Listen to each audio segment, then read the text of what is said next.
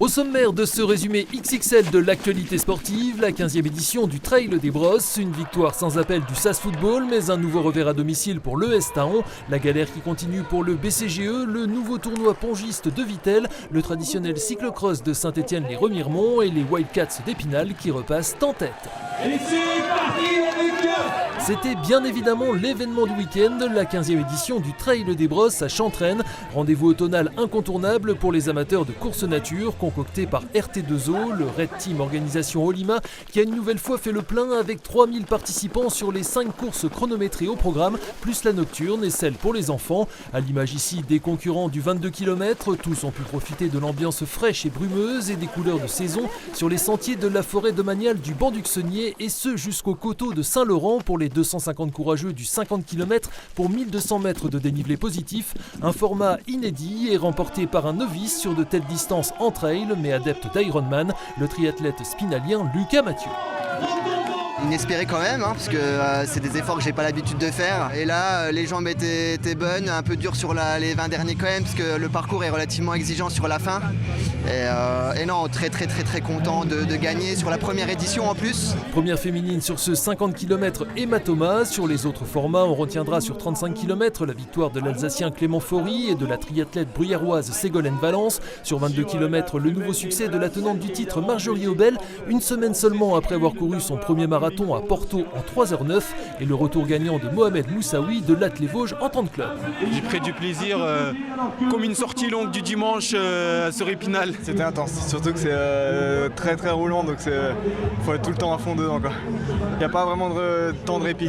C'est dans mes terrains d'entraînement, j'ai l'habitude de m'entraîner ici, donc c'est toujours des parcours magnifiques. Il manquait juste le soleil, mais c'était parfait. Prochain rendez-vous dans le calendrier des courses hors stade, samedi avec le Fluo Night Trail à Rupt-sur-Moselle, puis le dimanche 24 novembre avec la dernière course de montagne du département, la montée de la Madeleine à Saint-Dié et le premier cross-country de la saison à Uri-Ménil. Retour au déroulé chronologique du week-end avec vendredi soir au stade de la Colombière, le SAS Football qui a facilement disposé d'une faible formation de Wascal, avant-dernière de cette poule de National 2. Après l'ouverture du score tout en force d'Aaron Zinga qui a permis de dégager l'horizon à la 15e minute, Valdir Fonseca a doublé la mise à la demi-heure de jeu, avant un doublé de l'ancien nordiste justement Jawed Kalaï qui a permis aux siens de mener 3-0 à la pause, puis 4-0 au cœur de la seconde période. Abdoulaye Niang scellera le score à la 87e minute, victoire 5-0 au final qui a permis à Épinal de basculer dans la première partie de tableau. Un 7e match sans défaite, toute compétition confondue, avant un derby très attendu face à l'AS Nancy-Lorraine, supérieur d'une division au 7e tour de la Coupe de France. Et ça monte en puissance, c'est ce qu'on se disait, là on est sur une série, il faut continuer, ça travaille, ça bosse dur. Ça c'est en train de se mettre en place et on commence à le voir parce que le score est large mais ça reflète le sérieux de notre équipe. Maintenant il y a un beau derby à jouer. Ouais, la SNL ici, ça va être super, je pense qu'il va y avoir un peu de monde, en tout cas un petit peu plus. Donc ouais, ça va être costaud, ça va être un beau challenge pour nous. Et voilà, il va falloir réappliquer ce qu'on a mis, en tout cas les mêmes ingrédients de ce soir contre Nancy, et puis ça va être un bon match. Une ASNL leader de national est simplement battue pour la deuxième fois de la saison et contre le cours du jeu le même soir par le Paris 13 Atlético, rencontre programmée samedi à 18h.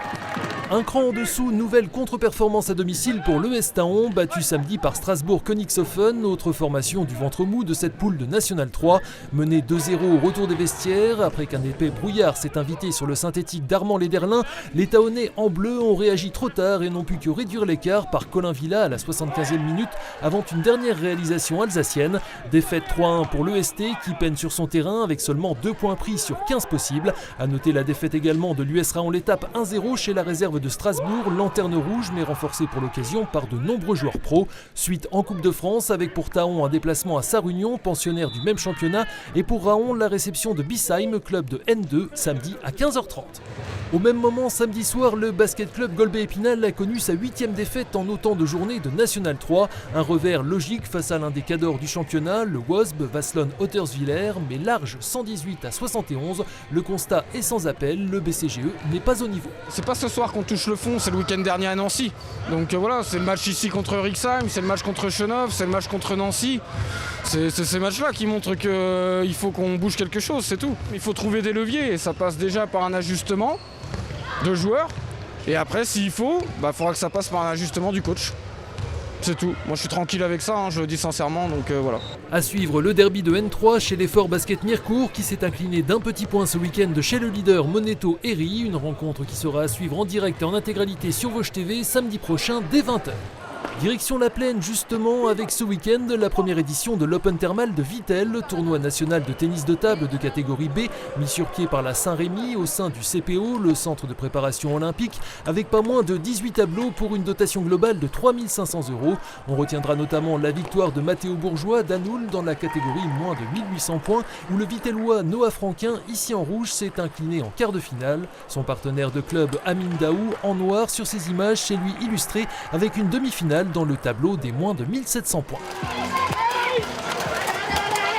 Quelques images de cyclocross avec le traditionnel rendez-vous du 11 novembre à Saint-Étienne-les-Remiremont, souvenir Michel Bolmont, avec comme d'habitude une belle affluence et une chaude ambiance sur le parcours concocté par l'EC stéphanois sur les terres du jeune retraité, champion de France en 2018, Steve Chenel, ici à la baguette. Si son fils Caliste remportera haut la main la course chez les U19, la bataille a fait rage entre 3 hommes et l'issue a été longtemps indécise dans la catégorie élite entre le sociétaire du VTT Fun Club Tom Perrin, le haut-marnais du team Inside Aurélien Philibert, champion du Grand Est, et son ex-coéquipier Maël Savignard, tenant du titre. Ce dernier profitera de l'ennui mécanique du premier pour attaquer et conserver en costaud sa couronne, sa première victoire sous les couleurs de son club d'origine, le vélo sprint d'Anould, à l'issue d'un week-end bien chargé. Je fallait prendre des risques, je me sentais à l'aise. J'ai couru aux Pays-Bas avant-hier, en Belgique hier, et je pense que ça m'a débloqué mentalement de courir à un niveau qui est beaucoup plus haut.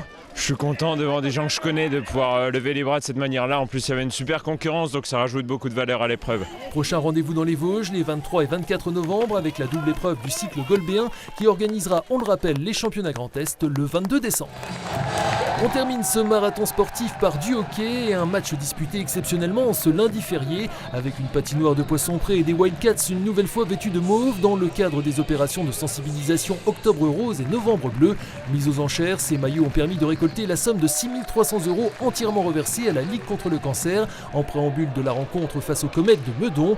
La deuxième en 3 jours pour les Spinaliens, victorieux 3-1 à Chambéry samedi et de nouveau ce lundi soir. Après avoir longtemps buté sur le portier tchèque Jiří Blazek et trouvé une fois les montants, Dominique Fugéric a débloqué le compteur à la 25e minute. Dans la foulée, sur ce break et en infériorité numérique, Alexandre Lubin a permis aux siens de prendre 2 longueurs d'avance à la mi-match.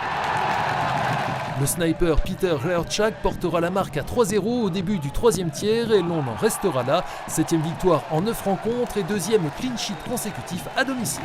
C'est sûr, ça n'était pas le plus spectaculaire, mais le résultat il est là et c'est le principal. Finalement, on se prend encore une fois pas de but à domicile et donc c'est une satisfaction. Derrière, on en met 3, on rapporte les 3 points, donc c'est parfait. Grâce à cette victoire, conjuguée à la défaite de Tours au Mont-Blanc, les Wildcats d'Épinal ont repris la tête du championnat de première division avec 2 points d'avance sur les 2 équipes précitées. Suite samedi chez les Bouquetins de Méribel, Courchevel, Pralognan.